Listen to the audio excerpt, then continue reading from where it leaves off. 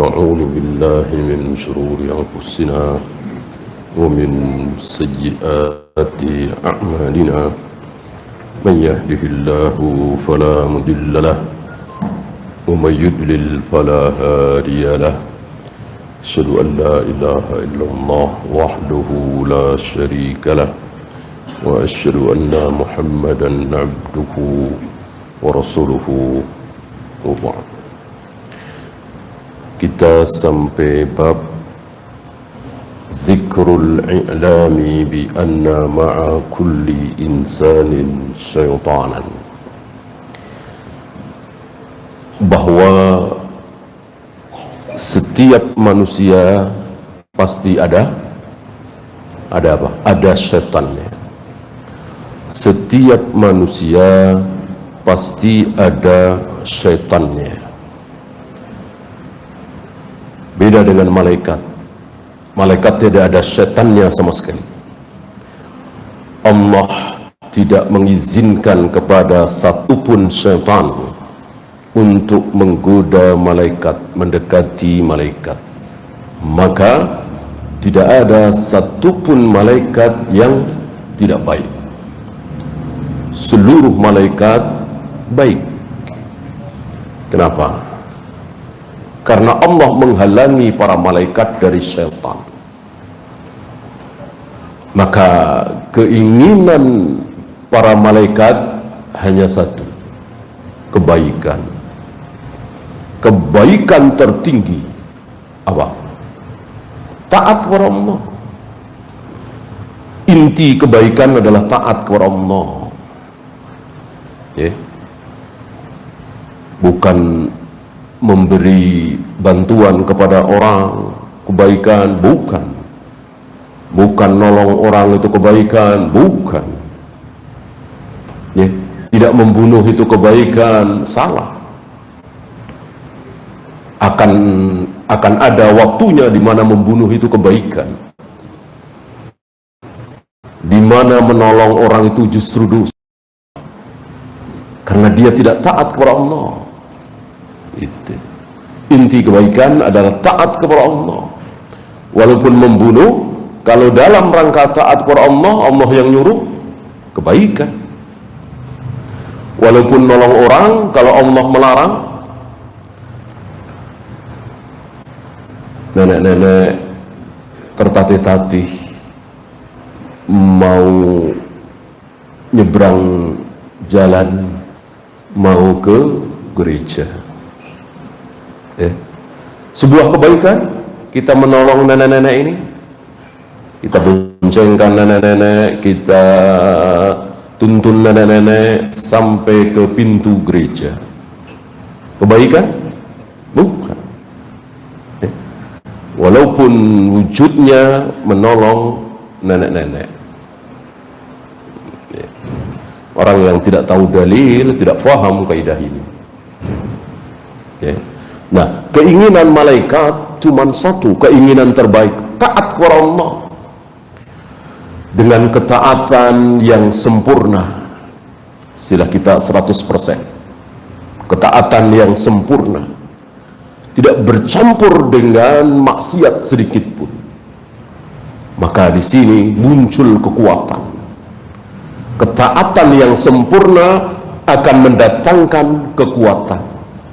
Walaupun tidak makan, tidak minum, tidak tidur, tidak istirahat. Para malaikat tidak ada yang makan, tidak ada yang minum, tidak istirahat, tapi kuat. Kenapa? Karena memiliki ketaatan yang sempurna kepada Allah. Ketaatan manusia tidak ada yang sempurna. Maka ada laparnya, ada hausnya, ada capeknya. Perlu makan, perlu minum, dan seterusnya. Nah, karena kita ditakdirkan bersama dengan syaitan, maka ada sesuatu yang harus kita pakai untuk apa? Untuk senjata. Agar kita tidak ditipu oleh syaitan, agar kita tidak terpedaya oleh syaitan. Karena sekali lagi syaitan melihat kita, kita tidak melihat syaitan. Bagaimana kita bisa menang terhadap musuh yang dia melihat kita sementara kita tidak melihat dia? Gimana caranya mau menang? Ya. Kita 1000, musuh 1, insya Allah kita kalah. Gimana? Dia melihat kita, kita nggak melihat dia. Gimana caranya? Maka satu-satunya cara adalah dengan dalil, dengan wahyu. Nah, inilah salah satu wahyu yang dibawakan oleh beliau di kitab ini, riwayat dari Aisyah. Saya bacakan tulisan beliau. An Aisyah zaujin Nabi sallallahu alaihi wasallam anna Rasulullah sallallahu alaihi wasallam kharaja min indiha lailan. Aisyah, istri Nabi sallallahu alaihi wasallam, menceritakan bahwa Nabi alaihi salatu wassalam keluar meninggalkan aku malam-malam. Padahal giliran beliau, giliran Aisyah tidur bersama, kira-kira tengah malam atau lebih, Nabi pelan-pelan meninggalkan Aisyah. Ya. Dan Aisyah tahu. Aisyah mungkin terbangun atau apa, Nabi tidak sadar kalau Aisyah terbangun, tahu. Kalau Nabi sadar bahwa Aisyah terbangun, ya tentu Nabi akan mengatakan apa maksud beliau keluar, ya. Karena menurut beliau Aisyah masih tertidur lelap, ya sudah. Tapi ternyata Aisyah terjaga. Ya. Fagirtu alaihi, muncul rasa cemburuku. Ya. Kita tahu Nabi manusia paling saleh di muka bumi ini, manusia paling takut dosa. Tidak mungkin Nabi macam-macam, ya. Apa istilah kita sekarang, pacaran, taqrabuz zina, ya. Tidak mungkin dilakukan oleh Nabi. Tapi Nabi kan punya istri lain selain Aisyah, gitu. Dan Aisyah sadar justru itu yang diingat pertama kali oleh Aisyah. Ini mau kemana, mau ke istri yang mana, gitu. Timbul rasa cemburu, ya. Ternyata Nabi kemana? Tidak diceritakan. Mungkin beliau meringkas riwayat ini. Riwayat ini panjang. Ternyata Nabi pergi itu diikuti oleh Aisyah. Luar biasa ini, ya. Cemburunya seorang wanita bukan hanya istri-istri kita. Aisyah lihat malam-malam, tengah malam, keluar dari rumah. Hari itu sesuatu yang sangat jarang terjadi, dan termasuk luar biasa pemberani. Wanita keluar malam sendirian, ini dibela-belain oleh Aisyah demi didorong oleh rasa cemburu, ya. Maka jika istri kita cemburu terhadap hal-hal yang kecil, pecah setengah lusin, pecah selusin, biasa. Lihat Aisyah malam-malam keluar, ya, terdorong oleh rasa cemburu. Inilah wanita diciptakan oleh Allah, mempunyai tabiat cemburu.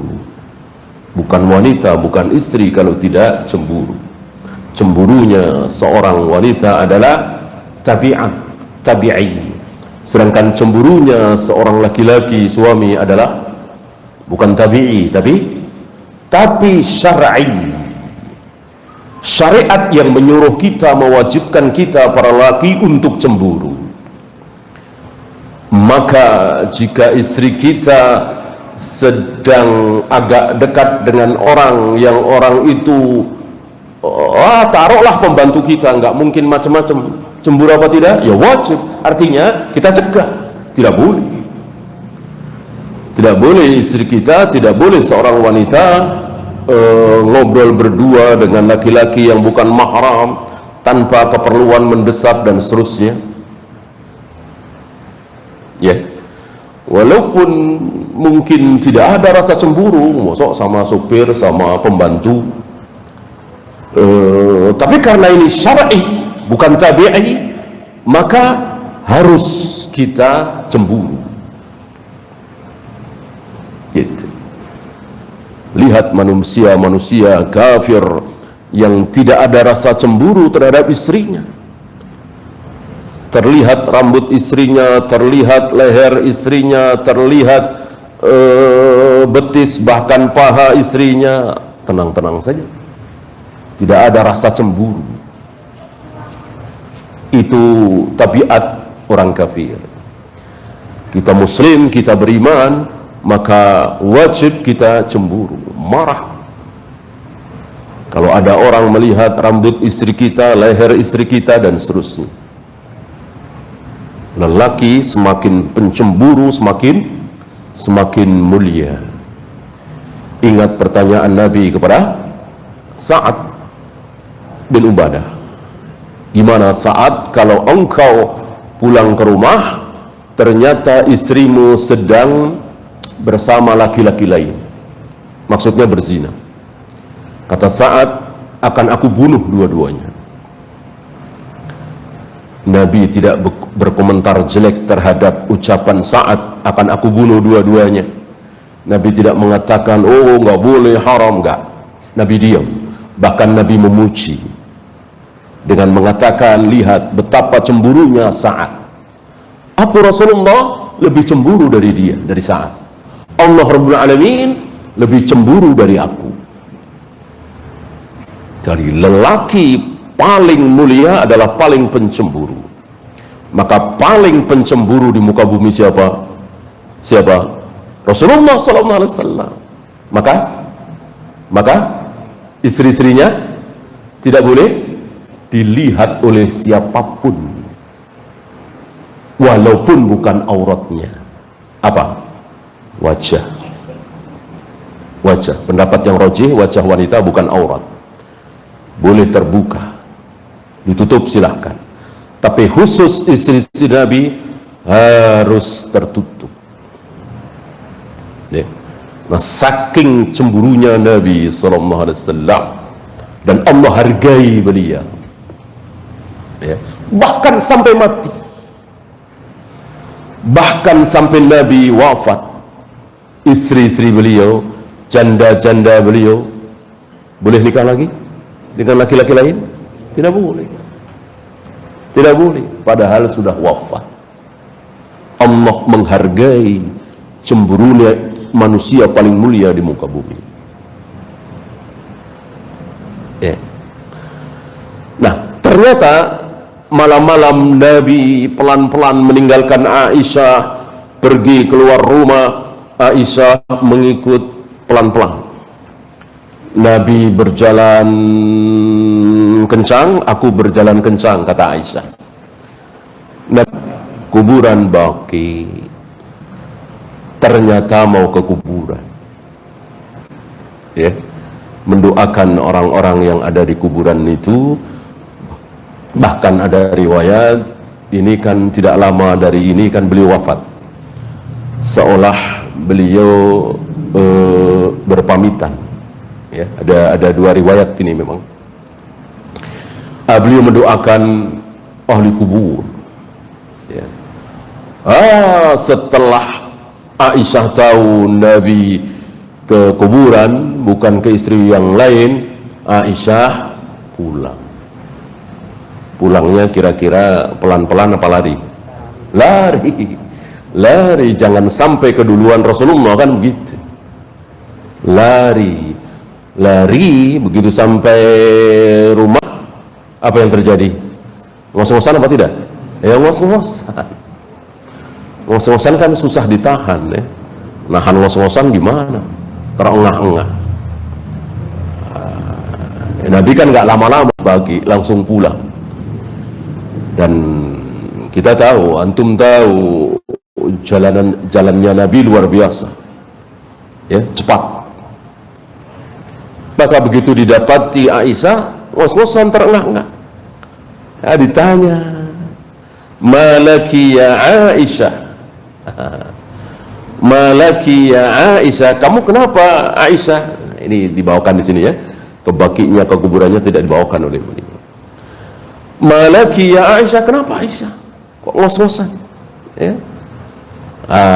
Lalu dengan jujur diceritakan begini. Engkau pelan-pelan meninggalkan aku, sebetulnya aku tahu engkau manusia mulia, termulia di muka bumi, bagaimana tidak cemburu? Ya. Awaqad ja'aki syaitanuki, apa setanmu datang? Setanmu datang. Kaget Aisyah, ya Rasulullah, awa ma'iya syaitan? Ya Rasul, apa iya ada setan bersamaku? Dijawab, na'am, iya. Bayangkan Aisyah, istri Nabi alaihi salatu wassalam, Siddiqah binti Siddiq, wanita yang siddiq, anak dari laki-laki yang siddiq, siddiq terbesar di muka bumi, Abu Bakar. Ada setannya, apalagi kita, apalagi kita, tentu kita bersama setan. Kapan? Setiap kali kita melakukan keburukan, kita sedang bersama setan. Tetap setan tidak menyisakan. Tidak ada kamusnya setan mengatakan dosa kecil biarin aja lah, nggak usah kita goda. Ini amalan sepele, biarin aja, nggak usah kita halang-halangin. Nggak ada. Sekecil apapun dosa, setan tetap bersemangat agar kita melakukannya. Sekecil apapun sebuah kebaikan, setan selalu menghalang-halangi kita untuk melakukan kebaikan. Kecuali ada pilihan. Waktu itu pernah kita bahas ya, urutan-urutan setan, langkah-langkah setan. Ada urutan, iya betul. Urutan pertama apa? Masih ingat? Urutan dosa pertama yang paling diprioritaskan oleh setan, syirik.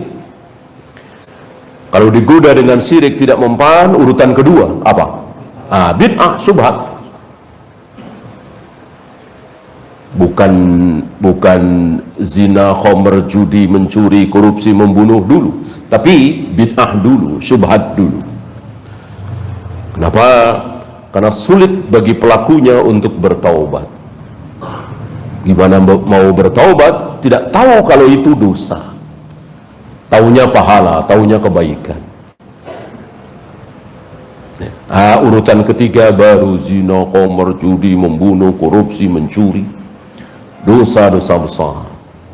Ada urutan keempat, ada kelima. Waktu itu pernah kita bahas ya kan.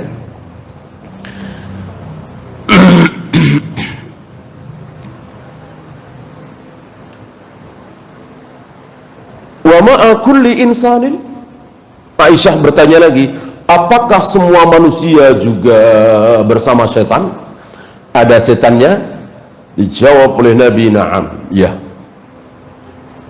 Aisyah bertanya lagi, wa ma'aka ya Rasulullah, apakah engkau juga, engkau bersama setan? Dijawab oleh Nabi, ya apa tidak?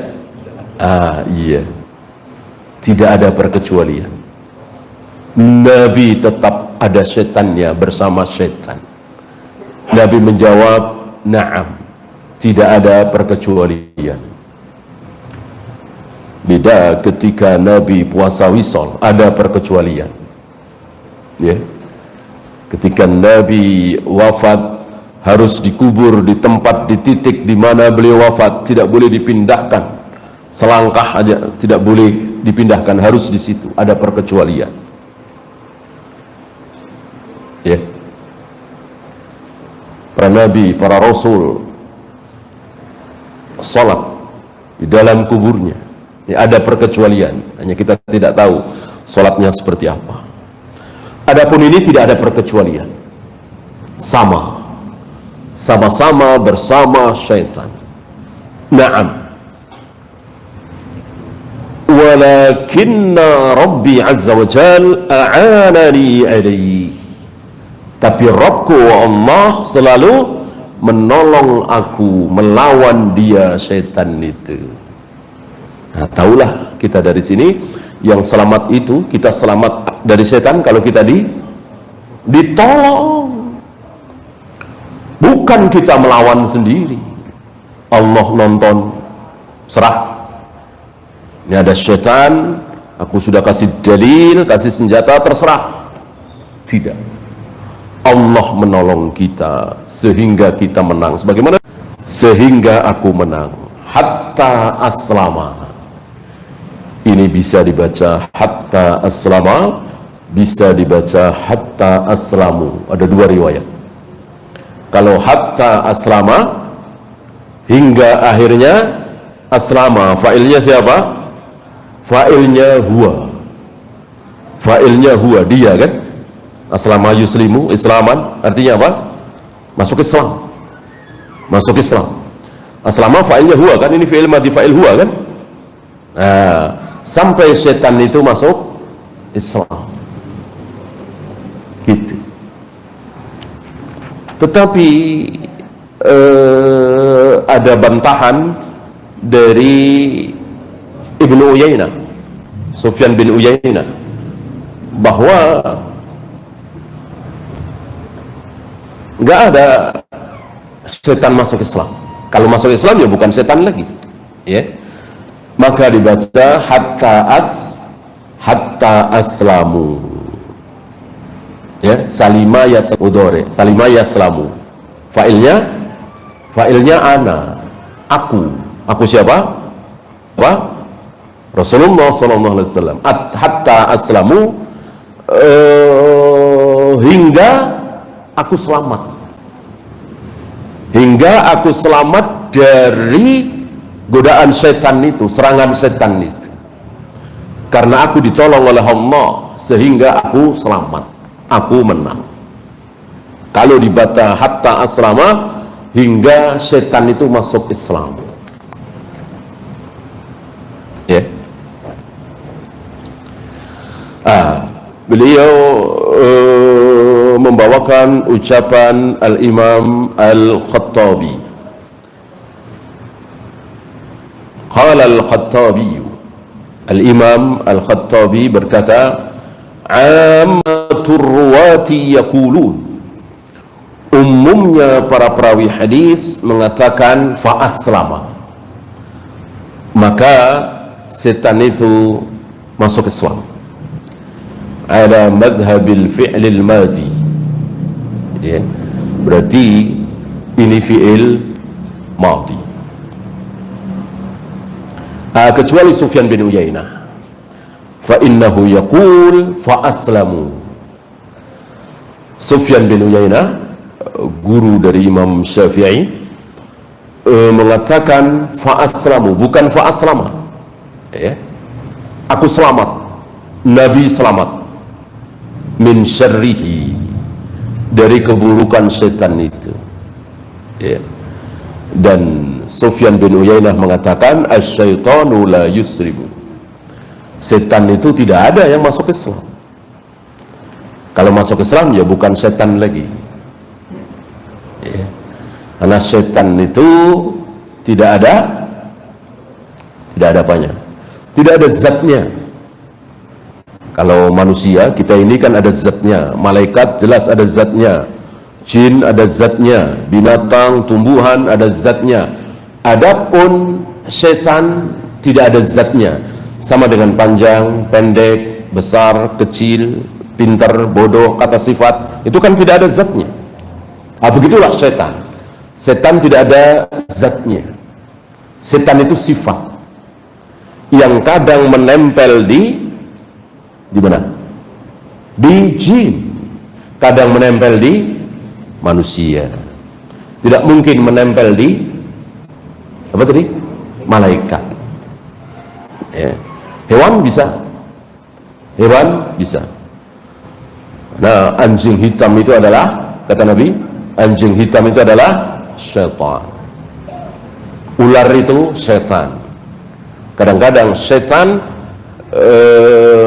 menampakkan atau berwujud, ya, ular.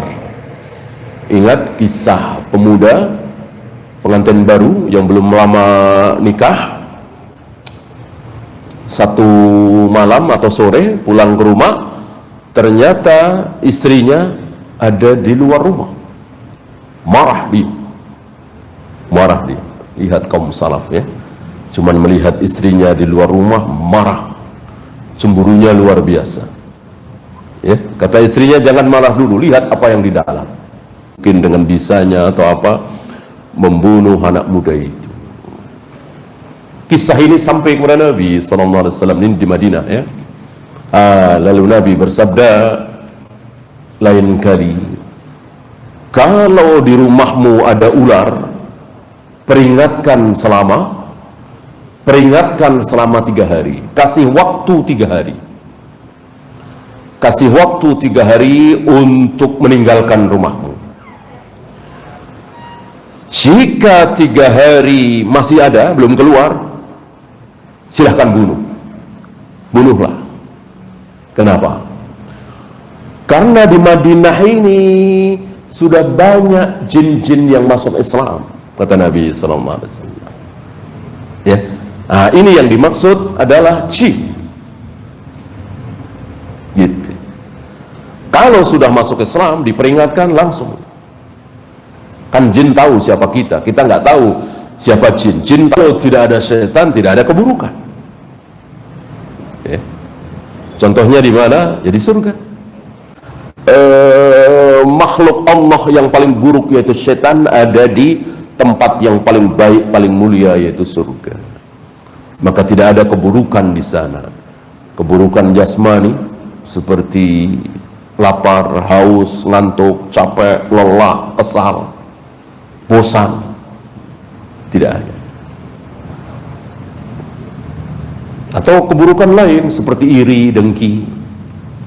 Irilah, ya, iri yang tidak ada jasad yang tanpa hasad, tidak ada. Manusia yang tidak punya hasad itu tidak ada, bukan manusia, ya. Ada iri.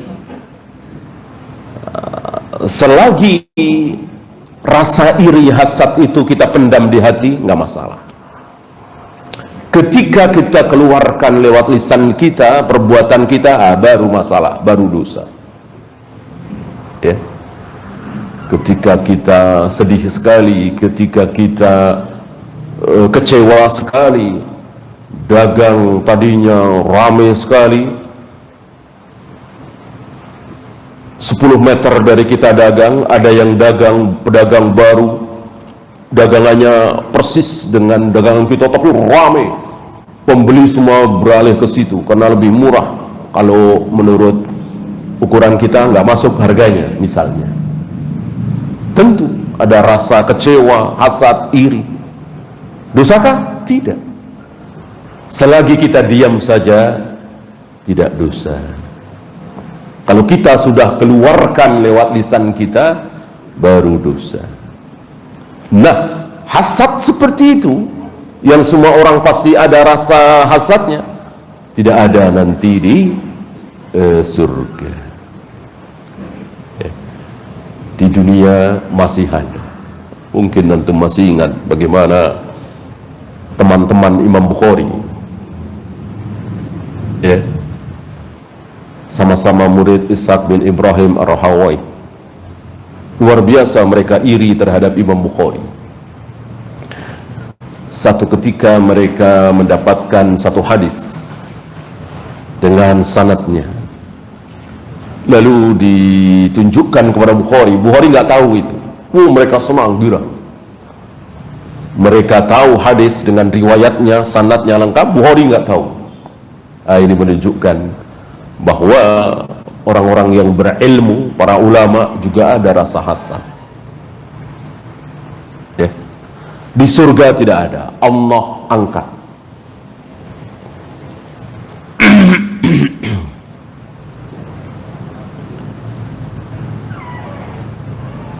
Kemudian beliau membawakan ucapan guru beliau menyebutkan qala Syekh wa qawlu Ibni Uyainah hasanun. Ucapan Sufyan bin Uyainah ini bagus. Wa huwa yudhiru athar al-mujahadati li mukhalafati syaitan. Karena ucapan beliau menunjukkan bahwa beliau sangat mujahadah. Apa mujahadah? Bersungguh-sungguh untuk menyelisihi syaitan. Nggak mungkin ada syaitan masuk Islam. Syaitan Islam sebuah kebaikan besar. Nggak mungkin ada syaitan masuk Islam. Ini menunjukkan kekuatan keyakinan beliau, dan ini mahal, dan ini menunjukkan kemuliaan seseorang semakin yakin, gitu ya.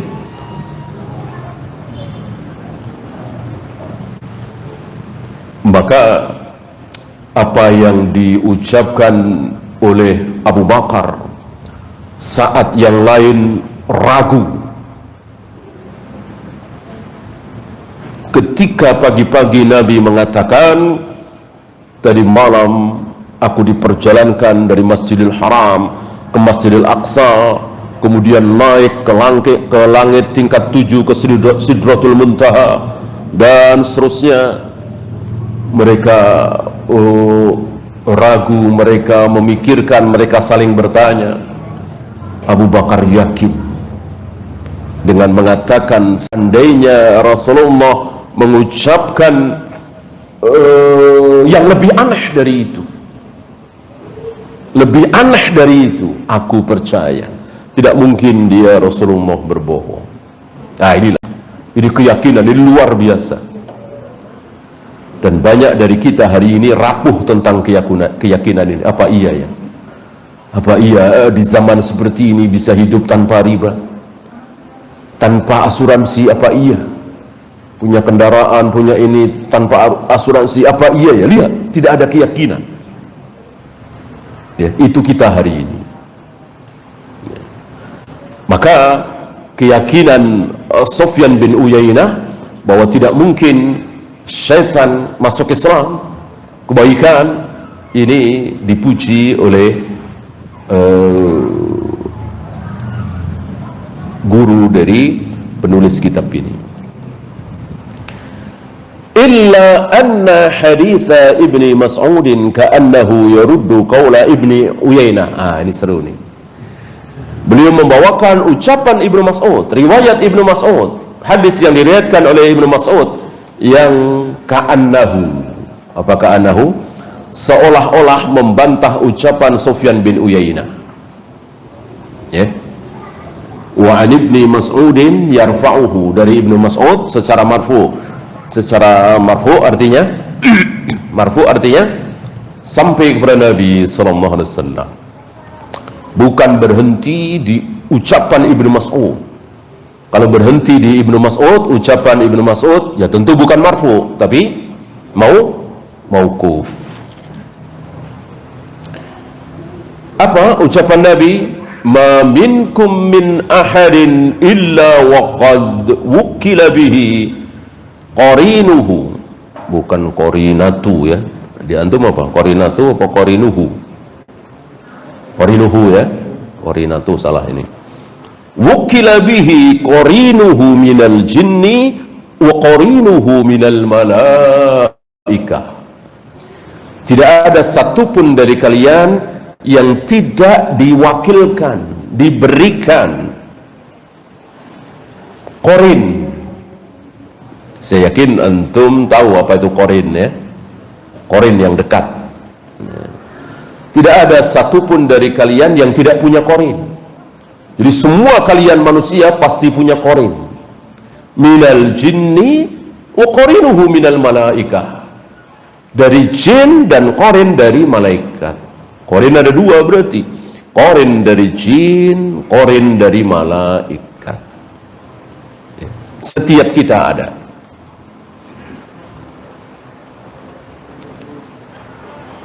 Wa iyyaka ya Rasulullah, apakah engkau juga ya Rasulullah? Engkau juga mempunyai qarin dari jin? Dijawab, wa iyaya, iya. Mirip dengan tadi. Iya betul. Walakin Allah Azza wa Jal a'ani alaih. Hanya Allah menolong aku. Menolong aku. Fala ya'muruni illa bihaqqin. Maka qarin tersebut tidak pernah menyuruh kepadaku kecuali kebaikan. Wa fi riwayatin fala ya'muruni illa bi khairin, bi haqqin, bi khairin, sama dengan hak, dengan kebaikan. Ya, berarti antara kita dengan Nabi sama, sama-sama memiliki qarin. Ya. Hanya yang aneh ucapan seorang, ya, seorang berilmu, ya, mengatakan bahwa qarin Nabi hari ini masih hidup. Waktu itu tahun berapa? Tahu dari mana? Tentu ini gaib. Ya. Karena jin diriwayatkan umurnya panjang-panjang. Ketika Nabi wafat, qarinnya belum meninggal kan? Masih terus hidup. Ya. Tapi kalimat tadi tentu mengada-ada. Ya. Kecuali dengan wahyu. Nabi bersabda bahwa qorinku akan terus hidup sampai tahun sekian misalnya, tidak ada. Ya.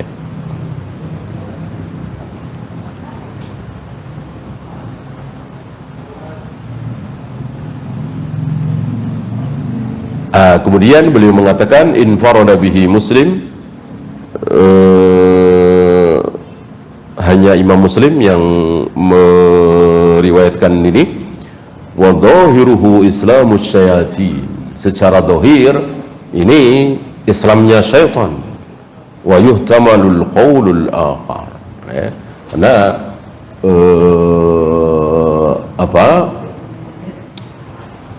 baik tadi gitu. Cuman ya itu tadi, kalau sudah masuk Islam, kebaikan sudah tidak bisa disebut sebagai syaitan lagi.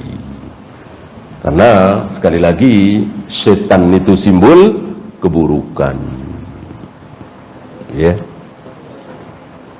Ketika ada jin masuk Islam, taat kepada Allah dan Rasulnya, bukan setan. Tidak semua jin menjadi setan. Bahwa di antara setan yang terbanyak adalah jin, betul. Yang terdahsyat adalah jin, betul. Tetapi bukan berarti bahwa seluruh jin adalah setan. Kalau setan terburuk adalah jin, betul. Bukan manusia. Manusia paling buruk, kira-kira menurut antum siapa? Manusia paling buruk? Firaun. Ya. Kalau jin paling buruk siapa? Jin paling buruk? Hah? Manusia paling buruk kan Firaun. Jin paling buruk iblis. Kita tahu keburukan Firaun luar biasa, tapi nggak ada apa-apanya dibanding dengan keburukan iblis. Dari mulai menipu Adam dan Hawa sampai keluar dari surga, entah berapa ratus ribu tahun yang lalu, sampai hari ini setiap hari menipu manusia, menggelincirkan manusia, menggoda manusia. Firaun cuman sekitar 500 tahun.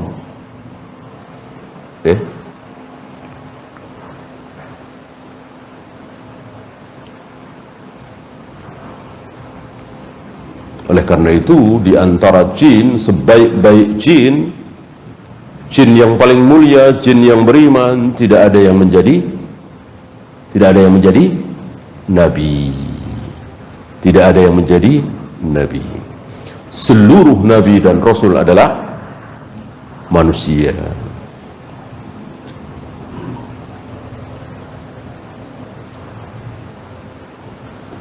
Kemudian bayanu anna syaitana yajri min ibni Adam majrad dam, menerangkan bahwa setan itu berjalan pada diri anak Adam lewat aliran darah, majrad dam, jalannya darah. Ini luar biasa, setan bisa berada di mana-mana suka-suka dia, bisa masuk ke jalan darah. Dan sekali lagi, kita tidak akan selamat dari syaitan kecuali dengan dalil, dengan wahyu, mengikuti petunjuk wahyu. Ini riwayat dari Sofiyah binti Huyai. Siapa Sofiyah binti Huyai? Salah satu istri Nabi SAW yang awalnya diambil oleh Dihyah Al-Kalbi. Dihyah Al-Kalbi seorang sahabat yang tampan luar biasa. Setelah perang melawan Yahudi, mereka kalah. Salah satu tawanan perang adalah Sofiyah binti Huyai, cantik luar biasa. Maka para sahabat tidak rela, ngiri, tidak rela kalau dibawa oleh Dihyah Al-Kalbi. Maunya para sahabat buat Nabi SAW. Ketika para sahabat melaporkan kepada Nabi tentang kecantikan Sofiyah binti Huyai, lalu Nabi melihatnya, nazar, dan Nabi akhirnya menjadikan sebagai istri. Ada riwayat dijadikan budak dulu oleh beliau, tapi akhirnya dinikahi, dan maharnya adalah kemerdekaannya. Qalat Sofiyah binti Huyai mengatakan, meriwayatkan, kana Rasulullah sallallahu alaihi wasallam mu'takifan. Rasulullah waktu itu sedang mu'takif, isim fa'il dari i'takafa, ya'takifu, masdarnya i'tikafan, artinya i'tikaf. I'tikaf yang sering antum lakukan secara kaidah syar'i, bukan kaidah bahasa. Waktu itu Rasulullah sedang i'tikaf di masjid 10 hari terakhir. Fa'ataituhu azuruhu lailan. Aku mendatangi beliau yang sedang i'tikaf itu karena ada satu keperluan di malam hari. Istri-istri Nabi sering mengunjungi Nabi ketika beliau sedang i'tikaf. Namanya suami istri kan ada keperluan ini itu. Fahaddatsuhu, aku berbincang-bincang, bercakap-cakap dengan beliau waktu itu. Thumma kuntu li anqaliba, lalu aku berdiri untuk pulang. Faqama ma'i liyaqlibani, lalu Nabi ikut berdiri mengantarkan aku. Berjalanlah Nabi bersama Sofiyah binti Huyai di malam hari itu keluar dari masjid. Wa kana maskanuha fi dari Usamah bin Zaid. Waktu itu Sofiyah binti Huyai Rumahnya, tinggalnya di rumah Usamah bin Zaid. Antum siap tahu bagaimana hubungan Nabi dengan Usamah bin Zaid, dengan bapaknya juga Zaid bin Harithah, luar biasa. Wa marra rajulani minal ansar, tiba-tiba ada dua laki-laki Ansar lewat di situ melihat Nabi bersama Sofia. Falamma ra'aya Rasulullah sallallahu alaihi wasallam asra'a, ketika dua orang laki-laki Ansar ini melihat Rasul bersama Sofia, cepat-cepat berlalu. Ya nggak enak kan melihat Nabi bersama seorang wanita istrinya. Ya. Faqala Nabi sallallahu alaihi wasallam, tiba-tiba Nabi memanggil, ala rislikuma, sebentar, jangan buru-buru, ya sebentar, kemari, kata Nabi kepada dua orang Ansar, innaha Sofiyatu binti Huyai, kalian ketahui oleh kalian wanita ini Sofiyah binti Huyai. Gitu. Apa maksud Nabi? Apa maksud Nabi? Ya ini istriku. Gitu. Ini bukan siapa-siapa, ini bukan wanita yang haram bagiku, ini Sofiyah binti Huyai. Ya. Kalau sekarang ya mungkin ini istriku, ini sah istriku, ini bukan selingkuhanku kalau kata kita ya. Kalau bahasa kita, kasar kita kan seperti itu ya. Ini istriku, ini bukan pacarku misalnya ya. Nabi mengatakan innaha Sofiyah binti Huyai, ini Sofiyah binti Huyai. Nama Sofiyah binti Huyai semua orang tahu, semua sahabat tahu itu istri Nabi sallallahu alaihi wasallam. Langsung kedua laki-laki Ansar itu mengatakan, subhanallah ya Rasulullah, subhanallah ya Rasul. Ya, dua-duanya tidak disebutkan maksudnya. Ya, Nabi mengatakan dia Sofiyah binti Huyai, maksudnya apa? Kemudian dua laki-laki itu mengatakan subhanallah ya Rasul, maksudnya apa nggak disebut. Ya, tapi tentu kita harus tahu maksudnya. Ya, yang pertama sudah kita bahas maksudnya. Yang kedua, subhanallah, mana mungkin kami suudzon terhadap engkau ya Rasul, mana mungkin kami berpikiran macam-macam ya Rasul, engkau manusia paling mulia, paling suci di muka bumi, tidak mungkin ada pikiran suudzon pada diri kami terhadap engkau ya Rasul, kira-kira begitu. Tapi yang keluar dari mulut dua orang Ansar ini cuma subhanallah ya Rasulullah. Nabi faham maksudnya. Ya, Nabi nggak nanya subhanallah maksudnya apa, ya?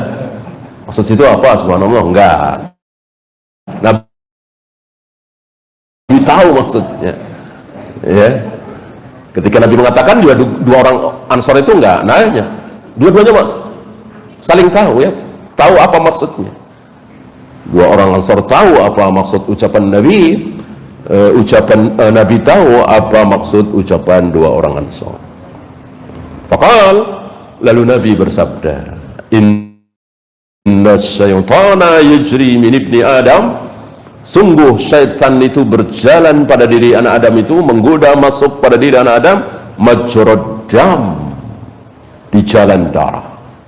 Fa inni khasyitu ayyadhifa fi qulubikuma syarran, aku khawatir setan yang ada di jalan darahmu, kan kita semua di dalam ada setan itu akan menghembuskan sesuatu di hatimu, syarran, satu keburukan.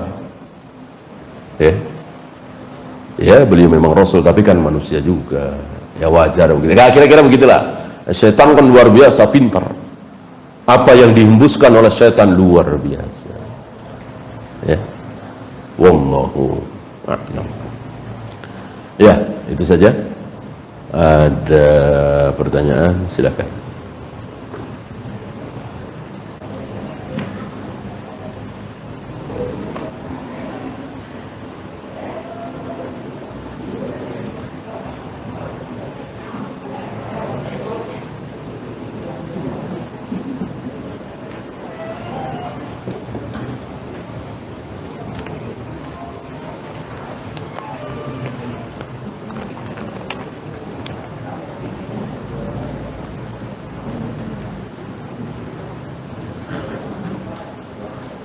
Apakah janin yang telah ditiupkan ruh sudah wajib dibayarkan zakatnya? Tidak ya.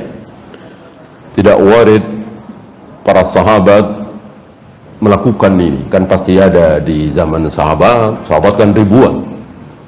Di malam 1 Syawal istrinya sedang hamil 4 bulan, 5 bulan, 6 bulan, 7 bulan, tapi tidak ada riwayat dibayarkan zakatnya. Yang ada adalah lahir. Yang ada adalah lahir. Ketika bayi tersebut lahir malam 1 Syawal, ya dibayarkan zakatnya. Ketika lahir setelah sholat Id Idul Fitri, ya tentu tidak.